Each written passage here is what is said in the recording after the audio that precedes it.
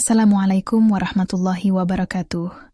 Selamat datang di channel Kilas Cerita, kali ini bersama saya Nadia, yang akan menemani hari-hari kalian dengan cerita-cerita rumah tangga, dan juga kisah-kisah menarik lainnya. Namaku Keira. Aku wanita biasa yang memimpikan kehidupan luar biasa bersama pria luar biasa. Dan mungkin, saat pertama kali bertemu dengan Adnan, aku pikir hidup sedang mengabulkan doaku. Adnan adalah gambaran dari lelaki sempurna yang hanya bisa kugambarkan di dalam kepala, tinggi, tenang, penuh perhatian, mapan, dan memiliki senyum yang membuat dunia seolah berhenti berputar untuk sesaat. Kami bertemu di sebuah konferensi ekonomi tempat aku bekerja sebagai panitia media. Ia datang sebagai pembicara tamu, dan entah kenapa dari sekian banyak orang yang hadir, ia melihatku.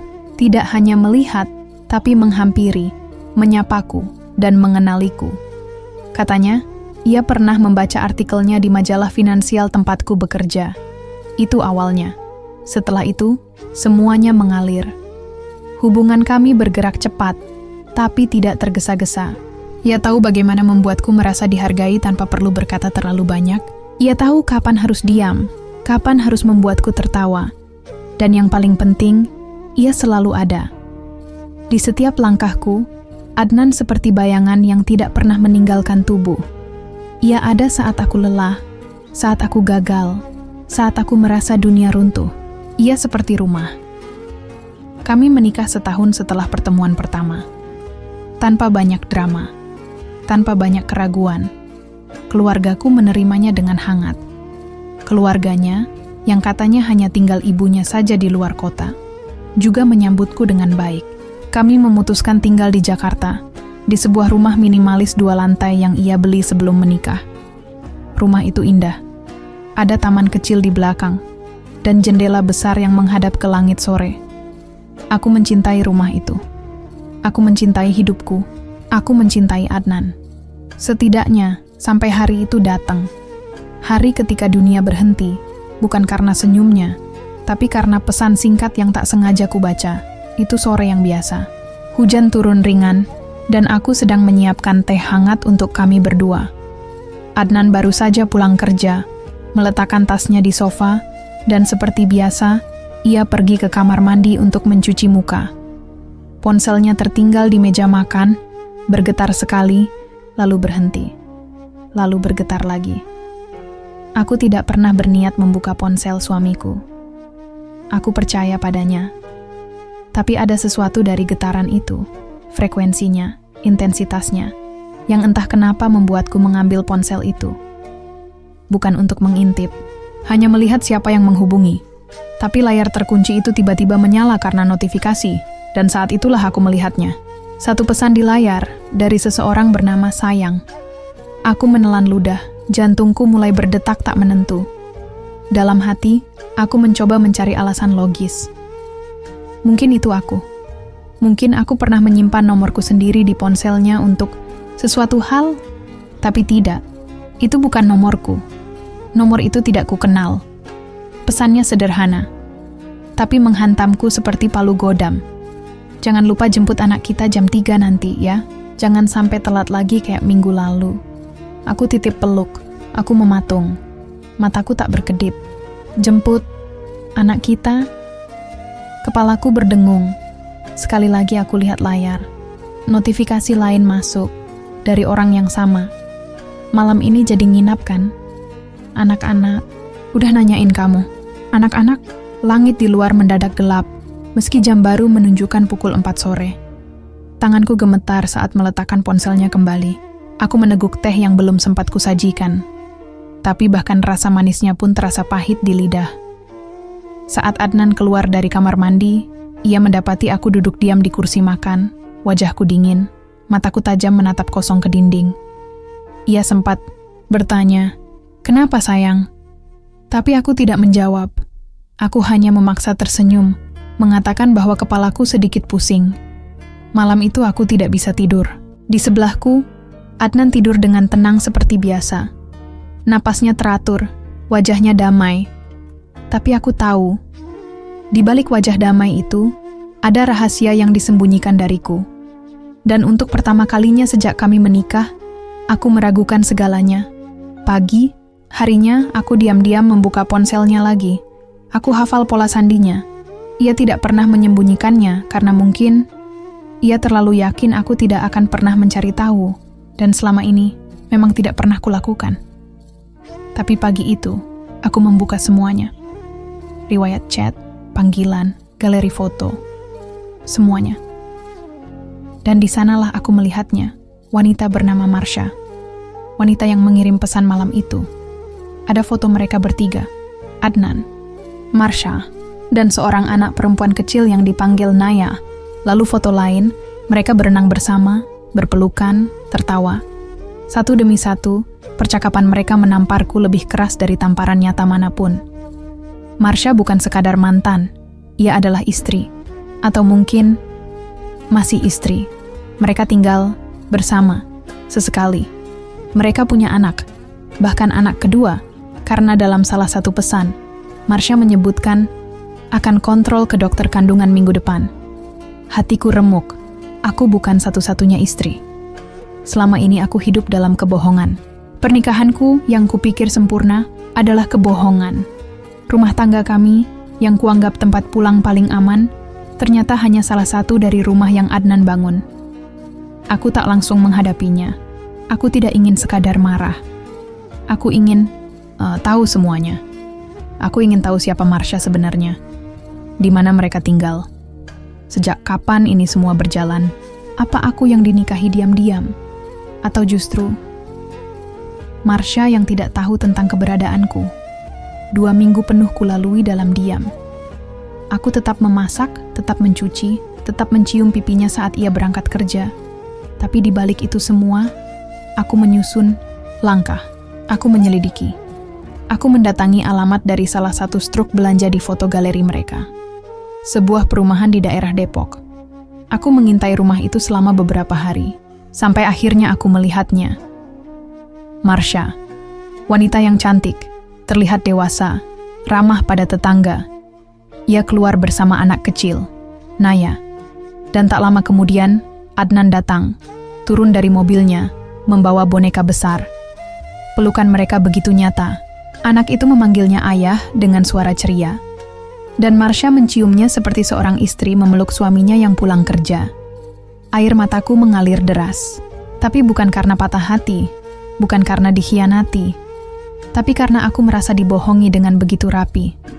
Karena selama ini, aku hanya hidup dalam sebagian dari hidup Adnan. Keesokan harinya, saat Adnan pulang, aku menunggunya di ruang tamu.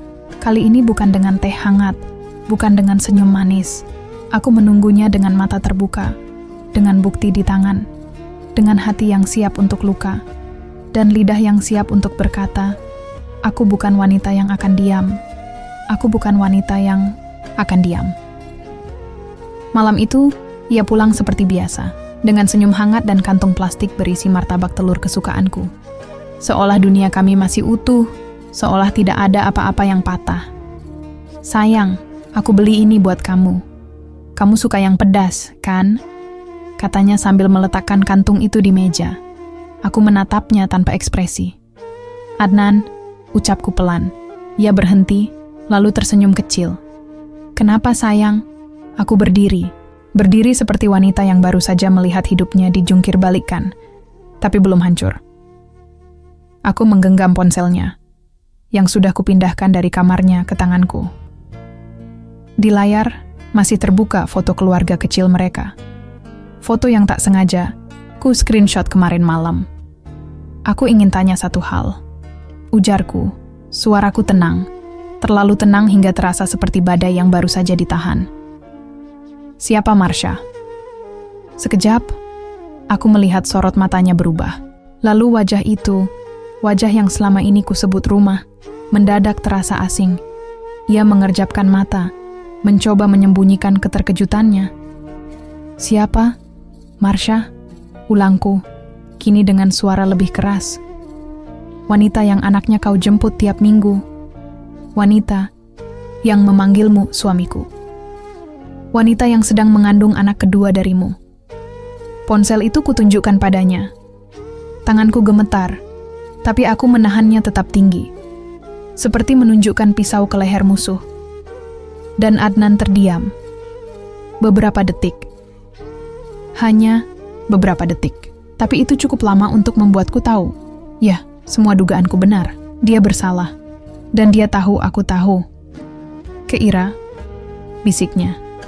Tapi aku mengangkat tangan, menyuruhnya diam. Berapa lama kau pikir bisa menjalani dua kehidupan ini, Adnan? Kau pikir aku bodoh? Kau pikir aku hanya akan jadi istrimu yang diam, yang memasak, dan melayanimu sementara kau bermain rumah tangga dengan wanita lain? Ia menarik napas dalam-dalam, seperti ingin mencari kata. Tapi aku tidak membiarkannya bicara. Aku mencintaimu. Ucapku, suaraku bergetar. Bukan hanya karena kau memberiku kenyamanan, tapi karena aku percaya kau jujur. Aku percaya pernikahan kita nyata. Tapi ternyata, aku hanya istrimu di sebagian hidupmu, ya? Akhirnya, ia bicara. Keira, aku bisa jelaskan. Jelaskan? Tanyaku, menahan tawa getir. Jelaskan bagaimana? Bahwa kau menikahiku saat kau masih beristri? Bahwa anak-anak yang kau peluk itu darah dagingmu, dan aku bahkan tidak tahu mereka ada? Marsha dan aku. Ia mulai bicara, tapi aku menatapnya tajam. Marsha dan kamu, apa? Tidak pernah cerai? Tidak pernah pisah? Lalu aku apa? Simpanan bersertifikat? Wajahnya menegang. Aku melihat kilatan rasa bersalah di sana, tapi juga ketakutan. Bukan takut kehilanganku, aku rasa. Tapi takut kebohongannya terbongkar sepenuhnya. Aku menikahimu secara sah, katanya mencoba bertahan. Aku mencintaimu, Keira. Aku salah karena tidak jujur. Tapi aku tidak bisa meninggalkan Marsha. Aku tidak bisa meninggalkan anak-anakku. Aku mendekat. Tapi kau bisa meninggalkan nuranimu, ya? Kau bisa meniduri dua istri di dua ranjang berbeda dan masih berkata kau mencintai kami? Kau tahu rasa jijik apa yang kurasakan saat tahu tubuhmu yang memelukku? Juga memeluk dia? Matanya berkaca-kaca. Tapi aku tidak peduli. Aku yang seharusnya menangis. Aku yang seharusnya marah. Tapi anehnya, aku tidak bisa menangis malam itu. Air mataku seolah terlalu berharga untuk jatuh demi lelaki yang sudah memecahkan harga diriku, seperti kaca di lantai marmer. Aku hanya ingin keluarga yang utuh, katanya pelan. Utuh? Aku mendesis. Kau membangun dua rumah dengan dua perempuan, berbeda dan menyebutnya utuh. Ia tertunduk. Tapi aku belum selesai. Aku bisa memilih pergi. Aku bisa memilih mengemasi semua barangku malam ini juga dan menghilang dari hidupmu. Tapi aku tidak akan. Karena aku ingin tahu apa yang akan kau lakukan saat semua topengmu runtuh. Aku berjalan mendekat, berdiri tepat di hadapannya. Kau pikir kau bisa mengatur segalanya. Tapi dengar baik-baik, Adnan. Aku tidak akan jadi korban yang berkemas dan pergi diam-diam. Aku tidak akan membiarkanmu melanjutkan kehidupan ini seolah-olah aku cuma jeda dalam hidupmu. Aku akan menuntut jawab. Dan malam itu, aku meninggalkannya di ruang tamu, dengan martabak dingin yang masih terbuka di meja, dan kebisuan yang menggantung seperti tali jemuran yang hampir putus, tinggal menunggu, waktu sebelum segalanya jatuh. 3 hari berikutnya, aku tidak bicara sepatah kata pun padanya, tapi aku mencatat segalanya. Setiap kali ia keluar rumah, aku tahu kemana dia pergi. Aku menyewa seseorang untuk mengawasinya, membayarnya dengan uang dari rekeningku sendiri, uang yang kupisahkan sejak lama, sebagai simpanan jika terjadi hal buruk. Rupanya, hal buruk itu datang dalam bentuk suami sendiri. Dan benar saja, setiap 2 hari sekali, Adnan pergi ke rumah Marsha. Tidur di sana, menginap, bahkan pernah mengantar Naya sekolah. Aku mendapatkan fotonya. Banyak. Aku mencetak semuanya. Menyimpannya di dalam map hitam. Aku belum tahu akan kulakukan apa dengan itu. Tapi aku tahu, bukti adalah kekuatan. Sampai suatu hari, aku memutuskan untuk mendatangi Marsha. Aku ingin tahu, apakah ia tahu tentang aku? Atau justru, aku adalah rahasia dalam hidupnya juga. Rumah itu terlihat hangat, penuh pot tanaman gantung dan mainan anak-anak. Tak ada yang tampak mencurigakan dari luar. Aku menekan bel. Sekali, lalu 2 kali. Tak lama pintu terbuka. Dan disitulah dia, Marsha cantik. Lebih tua dariku beberapa tahun mungkin. Rambutnya terikat rapi, wajahnya lembut tapi tegas. Ia menatapku dengan bingung, lalu senyum sopan. Ya, ada yang bisa saya bantu? Aku menatapnya lekat-lekat. Kau Marsha? Ia mengangguk. Aku menarik napas. Aku ke Ira, istri Adnan. Aku ke Ira, istri Adnan. Untuk sesaat, dunia seolah berhenti. Wajah Marsha berubah. Senyumnya menghilang. Matanya membelalak dan napasnya tertahan. Ia menatapku seperti menatap sesuatu yang tak mungkin nyata. Mungkin seperti melihat hantu. Tapi aku bukan hantu. Aku nyata. Dan luka yang kubawa lebih nyata lagi. Apa maksudmu? Suaranya bergetar, hampir tak terdengar. Aku istri Adnan, ulangku, kali ini lebih tegas. Kami menikah 2 tahun lalu, tinggal di Jakarta Selatan. Aku pikir aku satu-satunya, sampai aku membaca pesanmu di ponselnya. Marsha terdiam. Wajahnya pucat. Jemarinya mencengkeram pinggiran pintu seperti mencoba mencari pegangan. Lalu ia memandangku penuh bingung dan marah, tapi bukan marah padaku. Lebih seperti marah pada kenyataan yang tak ingin ia percaya. Masuklah, ucapnya pelan. Aku melangkah masuk. Rumah itu seperti museum kebahagiaan. Foto-foto keluarga tergantung di dinding. Lukisan sidik jari Naya tergantung di ruang tamu. Sofa biru muda dengan bantal bertuliskan Love Lives Here. Ironis. Kami duduk berseberangan.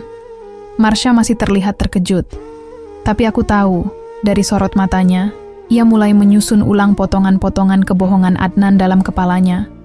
Aku pikir, dia hanya sibuk kerja, gumamnya, setengah ke dirinya sendiri. Aku pikir, saat dia tak pulang, itu karena rapat atau dinas keluar kota. Aku menatapnya. Aku juga berpikir begitu. Ternyata, rapatnya adalah kehidupan lain bersama istri dan anak yang tak ku kenal. Marsha menutup wajahnya. Bahunya bergetar. Ia menangis dalam diam. Tangis yang penuh amarah, bingung, dan kekecewaan. Tangis yang aku tahan selama berminggu-minggu. Aku menikah dengan Adnan 8 tahun lalu, katanya di antara isakannya. Naya baru 6. Kami sempat pisah setahun karena dia pernah berselingkuh. Tapi kami baikan. Aku pikir dia berubah. Aku mengangguk pelan. Berubah, tapi menjadi lebih lihai berbohong. Marsha memandangku, matanya merah. Aku tidak tahu tentang kamu. Sumpah. Kalau aku tahu dia menikah lagi, aku tidak akan diam. Aku tidak akan membiarkan diriku dibagi seperti ini. Aku juga tidak tahu tentang kamu, kataku. Sampai aku lihat pesanmu. Sampai aku lihat foto kalian. Anak kalian. Sunyi. Sunyi yang menyesakkan. 2 wanita duduk dalam rumah yang sama. Menyadari bahwa mereka dibohongi oleh pria yang sama. Dan yang paling menyakitkan bukan hanya karena dikhianati, tapi karena menjadi musuh tanpa tahu mereka seharusnya saudara dalam luka. Dia meniduri kita berdua, ucapku dingin. Dalam minggu yang sama, menggenggam tangan kita dengan janji yang sama. Marsha mengepal tangannya. Aku ingin mencincangnya hidup-hidup. Aku terdiam. Lalu perlahan, senyum sinis terbit di bibirku. Tidak, jangan. Kalau kau membunuhnya, kau bisa dipenjara. Tapi kalau kau hancurkan hidupnya, itu jauh lebih lama. Sakitnya. Marsha menatapku, alisnya terangkat. Aku punya ide, kataku. Dan aku rasa ini saatnya 2 istri bergandengan tangan. Bukan saling mencakar, tapi saling mengunci. Mengunci pintu yang selama ini dia buka seenaknya. Malam itu, aku kembali ke rumah. Adnan sudah di ruang tamu. Matanya terlihat lelah, barangkali karena kegugupan, atau mungkin karena tidak tahu kapan bom yang kutahan ini akan meledak. Tapi aku masih tenang. Terlalu tenang untuk istri yang sedang terbakar di dalam. Kemana tadi? Tanyanya. Aku menggantung tas, lalu duduk di kursi dekat jendela. ke rumah istrimu yang satu lagi. Ia langsung menegang. Aku sudah bicara dengan Marsha, lanjutku tanpa memberi ruang baginya untuk menyela. Kami sudah saling tahu, saling menunjukkan luka. Sekarang, kami punya satu musuh bersama, kamu. Adnan berdiri. Keira, tunggu dulu, aku bisa. Kau tidak bisa menjelaskan apapun yang bisa menambal luka ini, Adnan. Potongku cepat. Kau bukan hanya berbohong, kau memanipulasi. Kau mempermainkan dua perempuan yang mencintaimu. Dan kau pikir kami tidak akan tahu? Ia mulai mendekat, mencoba memegang tanganku. Tapi aku mundur. Mulai malam ini, aku tidak akan tidur di ranjang yang sama denganmu. Aku akan urus semua yang perlu diurus. Aku tidak akan tinggal diam dan membiarkanmu menentukan apa yang layak ku dapat. Keira, aku mencintaimu. Aku tertawa. Kali ini keras. Tertawa yang pahit. Cinta. Kalau ini cinta, Adnan, maka aku tidak butuh cinta lagi dalam hidupku. Ia terduduk di lantai. Tubuhnya seperti kehilangan kekuatan. Tapi aku tidak akan luluh. Tidak lagi. Tangisan tidak lagi punya kuasa atas empati yang sudah mati. Aku dan Marsha akan bicara dengan pengacara.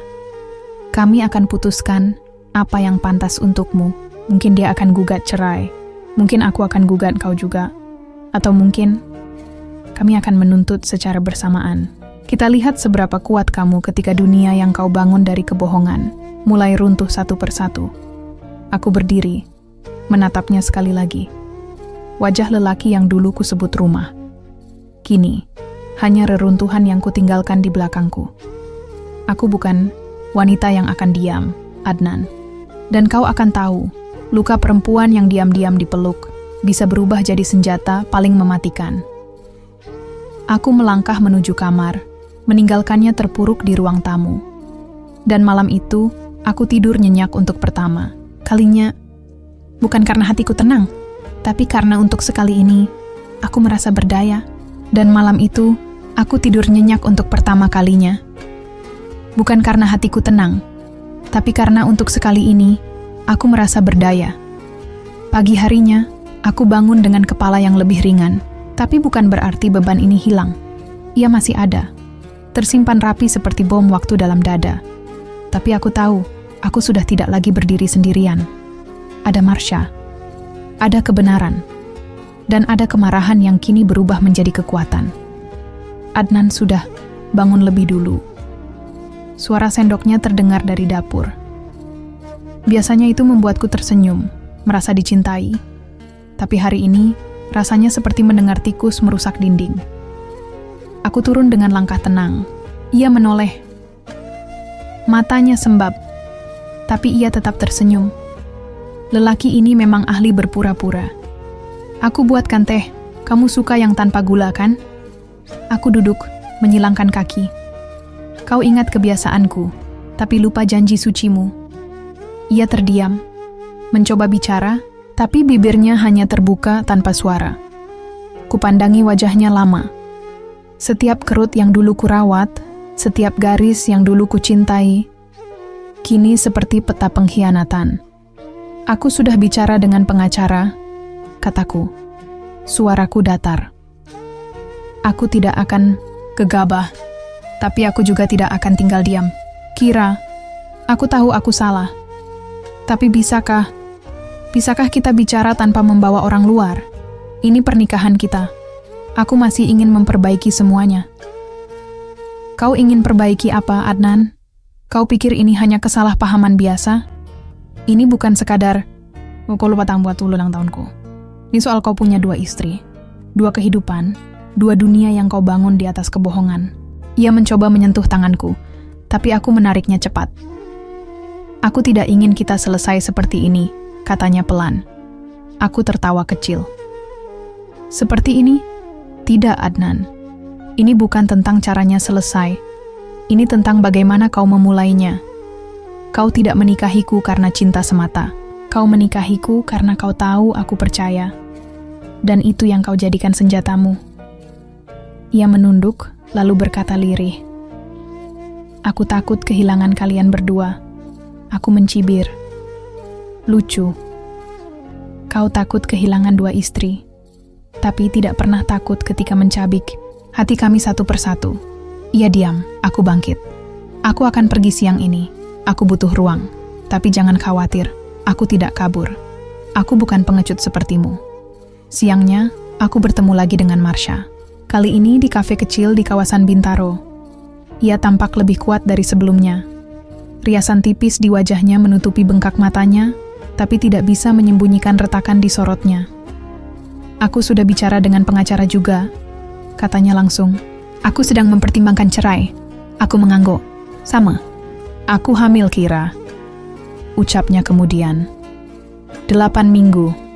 Anak ini mungkin akan jadi pengingat sepanjang hidupku bahwa aku pernah dibohongi oleh lelaki yang kucintai sepenuh jiwa. Aku menatapnya. Kau akan tetap melahirkan anak itu? Ia mengangguk. Bukan salah anak ini. Aku akan jaga dia. Tapi aku tidak akan biarkan anakku tumbuh dengan contoh ayah yang seperti Adnan. Kami diam sejenak. Lalu aku buka tas, mengeluarkan map hitam berisi foto-foto dan bukti lain yang kukumpulkan. Aku tahu ini bisa kita gunakan bersama. Kita bisa menuntutnya secara hukum. Kalau kau ingin itu, aku akan berdiri bersamamu. Marsha menatapku lama. Matanya berkaca-kaca lagi. Aku kira kita akan jadi musuh. Tapi ternyata, kita perempuan yang sama. Sama-sama mencintai. Sama-sama dikhianati. Aku mengangguk. Dan kini, kita akan berdiri bersama. Untuk memastikan tidak ada lagi perempuan yang jadi korban cinta semu, lelaki seperti Adnan. Malamnya, Adnan meneleponku. Berkali-kali. Aku biarkan saja. Pesan-pesannya menumpuk. Dari yang memohon, membela diri, sampai akhirnya mengancam. Tapi aku hanya menatap layar ponsel. Tenang. Karena aku tahu, satu-satunya yang takut kehilangan sekarang adalah dia. Dan untuk pertama kalinya, ia merasakan bagaimana rasanya hidup dalam ketidakpastian, seperti yang selama ini kami rasakan. Saat kubaringkan tubuhku malam itu di hotel kecil yang kutempati untuk sementara, aku tidak lagi merasa kecil, tidak lagi merasa istri yang dibohongi. Aku merasa seperti perempuan yang bangkit dari reruntuhan dan mulai membangun bentengnya sendiri. Dan aku tahu, ini baru awal dari segalanya. Karena aku belum selesai. Belum selesai sampai. Dia tahu rasanya kehilangan segalanya yang dulu membuatnya merasa berkuasa. 3 hari aku menghilang dari rumah. Tidak karena aku kabur, tapi karena aku ingin dia merasa kehilangan. Aku ingin dia tidur di ranjang yang kosong, mendengar gema di ruang tamu yang sunyi, dan merasakan detak waktu tanpa keberadaanku yang biasa menjadi rutinitas hidupnya. Biar dia tahu bahwa keberadaanku bukan pelengkap, tapi fondasi yang selama ini menyangga semua kebohongannya. Pada hari keempat Adnan datang ke tempat kerja. Wajahnya lebih tirus, matanya gelap, dan untuk pertama kalinya, aku melihat dia tampak seperti manusia yang kalah. "Ke Ira, kita bicara," katanya saat aku hendak masuk ke lift. Aku menoleh sebentar. Sudah kubilang, aku tidak akan kabur. Aku cuman butuh ruang. Tapi kalau kau cari belas kasihan, kau datang ke tempat yang salah. Ke Ira, aku bersalah. Tapi aku ingin menebus semuanya. Aku bisa berhenti bicara seperti semua ini hanya sebuah kecelakaan. Potongku tajam. Kau bukan terpeleset, Adnan. Kau memilih. Kau bangun 2 kehidupan. Kau tidur dengan 2 wanita. Dan kau menanam cinta palsu di hati kami. Aku masuk ke lift. Sebelum pintu tertutup, aku berkata pelan tapi jelas. Sekarang, giliran kami yang memilih. Di sisi lain kota, Marsha juga bergerak. Ia sudah mengumpulkan dokumen rumah, bukti percakapan, dan bahkan rekaman pembicaraan telepon antara dia dan Adnan yang memperlihatkan bagaimana ia memohon-mohon agar Marsha tak membocorkan rahasianya. Bukti-bukti itu kami susun, rapi seperti peluru. Kami tidak hanya menyiapkan perceraian, kami menyiapkan perlawanan. Aku tidak akan menyerah pada rasa malu, katanya di pengadilan agama saat kami mendaftar gugatan. Karena yang harus malu adalah dia. Kami duduk bersebelahan, tangan kami saling menggenggam erat. 2 istri, 2 korban, tapi juga 2 penyintas yang kini tidak lagi takut melawan. Sore itu, aku menerima surat dari Adnan. Tulis tangan. 10 halaman. Isinya permohonan maaf, pengakuan, permintaan kedua, ketiga, bahkan keempat. Katanya, ia tidak pernah berniat menyakiti. Ia hanya terlalu pengecut untuk memilih. Ia ingin semuanya berjalan sesuai keinginannya. Tapi manusia seperti itu tidak butuh simpati. Aku merobek surat itu, satu persatu. Lalu aku nyalakan lilin dan kubakar semuanya di balkon kamar hotel. Asapnya mengepul ke langit malam yang pekat, seperti sisa-sisa harapan yang dulu kutanam di dada, tapi sekarang kubiarkan menghilang. Lalu ponselku bergetar. Marsha mengirim pesan. Besok aku akan datang ke rumah, ambil semua barangku. Aku ingin menyudahi semuanya.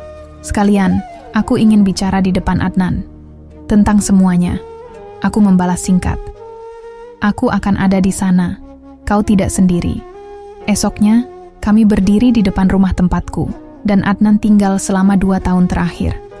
Rumah itu tak lagi terasa seperti rumah. Lebih seperti panggung kebohongan yang sebentar lagi akan dipadamkan lampunya. Adnan membuka pintu. Kemejanya kusut. Rambutnya tak disisir. Seperti lelaki yang lupa caranya hidup. Di belakangku, Marsha berjalan dengan langkah tegap. Perutnya mulai menonjol. Ia memeluk anaknya Naya yang digandeng oleh pengasuh. Kita bicara di dalam, ucap Marsha dingin. Kami duduk di ruang tamu, 3 orang dewasa, dan 1 anak kecil yang tidak tahu bahwa dunia orang dewasa kadang sekejam ini. Mas, aku akan ajukan cerai, ucap Marsha tanpa basa-basi. Aku tidak akan pakai kata-kata manis. Kau sudah mencabik hidupku, dan aku tidak akan biarkan anakku tumbuh di tengah kebohongan. Adnan menunduk, tapi Marsha belum selesai. Tapi sebelum aku pergi, aku ingin kau tahu. Kau bukan suami. Kau hanya aktor buruk yang akhirnya kehabisan panggung. Dan hari ini, tirai akan ditutup. Lalu ia berdiri, menggandeng Naya.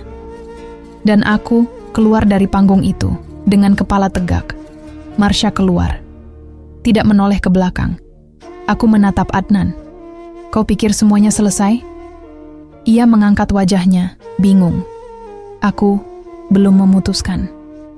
Tapi aku ingin kau hidup dengan ketakutan yang sama, seperti yang pernah kau berikan padaku. Ketakutan ditinggal, dihancurkan, dikhianati. Aku ingin kau terus menduga-duga, kapan aku akan menandatangani surat cerai itu, atau kapan aku akan pergi, untuk selamanya. Ia menggeleng pelan. Kira, jangan.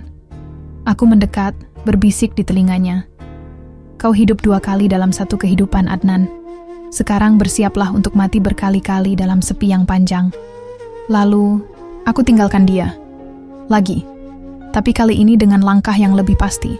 Karena luka bisa disembuhkan, tapi harga diri harus diperjuangkan. Dan aku belum selesai, belum. Dan aku belum selesai. Belum. Karena setelah semua luka, pengkhianatan, dan air mata yang kering oleh amarah, aku sadar, ini bukan hanya tentang Adnan. Ini tentang aku. Tentang perempuan yang harus berdiri kembali, tapi kali ini tak hanya untuk melawan, melainkan untuk memilih. Memilih arah, memilih harga diri, memilih hidup baru, tanpa jejak-jejak luka yang terus menjerat. 2 hari setelah Marsha pergi, rumah itu semakin sunyi. Adnan mulai jarang keluar kamar. Mungkin ia berpikir diam bisa menebus semua kebisingan yang dulu ia ciptakan dalam kebohongan. Tapi aku tidak peduli. Biarkan dia terkurung dalam pikirannya sendiri. Biarkan rasa bersalah memeluknya lebih erat dari siapapun yang pernah ia cintai. Aku kembali bekerja seperti biasa. Mengenakan lipstik merah darah yang belum pernah kupakai sejak menikah. Berdiri tegap di depan kaca dan melihat sosok yang lebih kuat daripada siapapun yang pernah kutahu di dalam diriku. Hari itu, sebuah email masuk. Dari seorang nama yang tak asing, Zikra. Seorang mantan rekan kerja yang dulu sempat dekat dengan Adnan saat kami baru menikah. Dulu, aku hanya mengira mereka sebatas kolega. Tapi email ini membuat semua yang kuanggap selesai kembali terbuka.